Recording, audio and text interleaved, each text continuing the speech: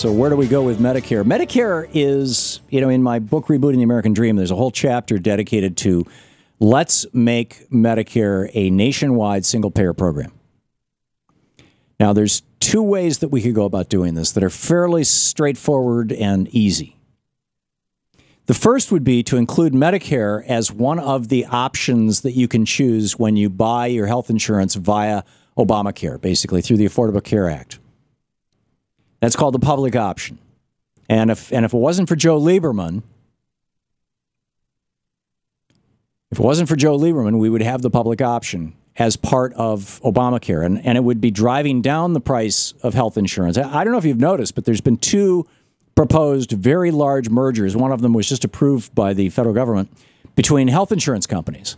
So the middle-sized health insurance companies are merging to become giants. We're going to end up, just like we have only 4 major airlines in the United States, we're going to end up with 4 major insurance companies.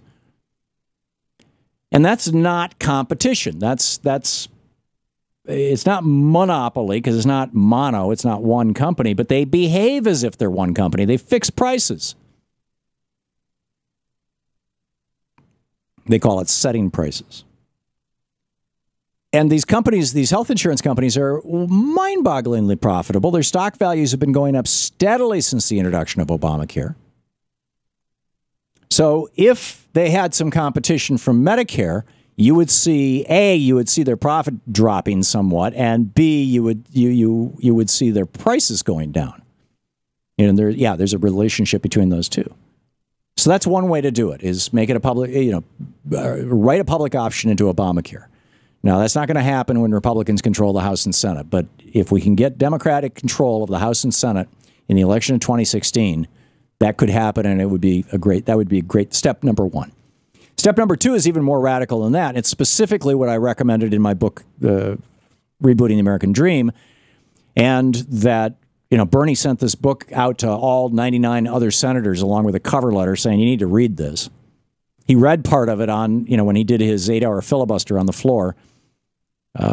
Read from one of my chapters one of the chapters in my book, Rebooting the American Dream, and that specific proposal was that every year Medicare drop its eligibility rate by 1 decade, because it's going to take a year or so for the Medicare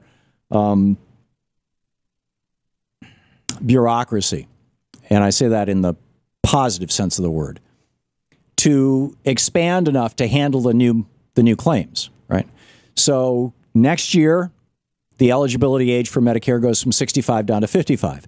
The year after that, the eligibility age goes from 55 to 45. The year after that, the eligibility age goes from 45 to 35. And so on until finally the eligibility age is 0. It's birth.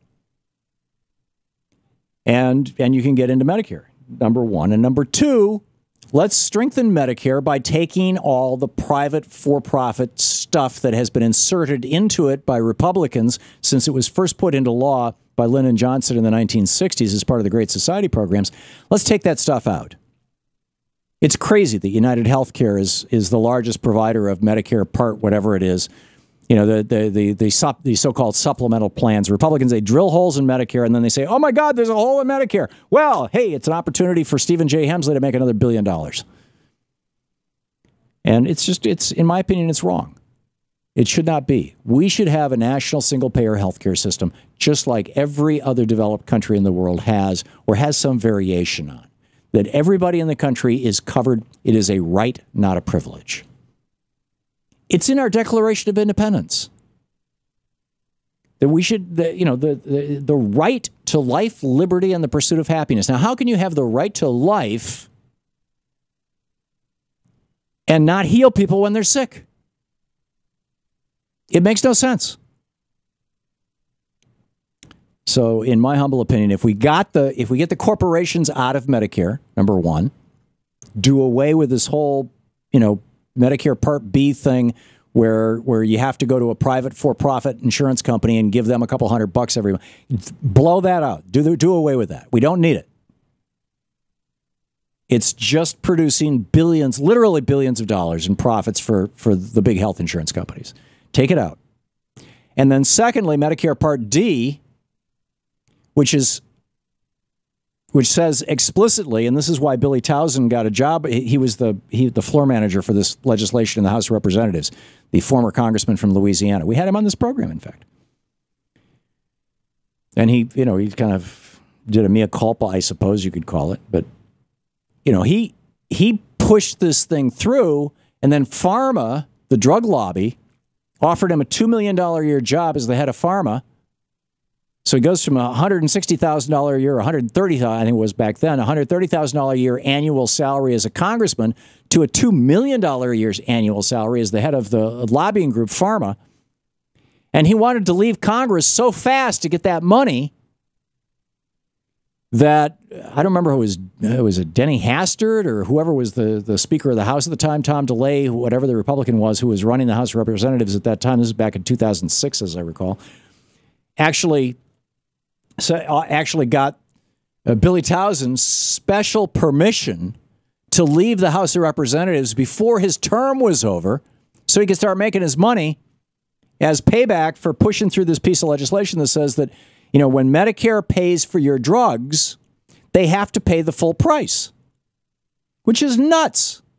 Medicare's got to be buying millions, particularly, since Medicare is for seniors, for things like, blood pressure medication, the Lipitor things, what do you call them? These things that reduce cholesterol, the statin drugs and things like that. They've got to be buying millions of these things.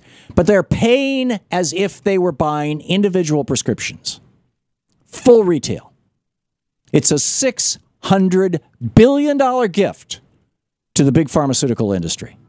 And now those companies are using that money to pour money into the campaigns of largely Republican members of Congress to get them to put Republicans plus maybe 30 Democrats to get them to push through things like the TPP that would force high-priced drugs on other countries as well.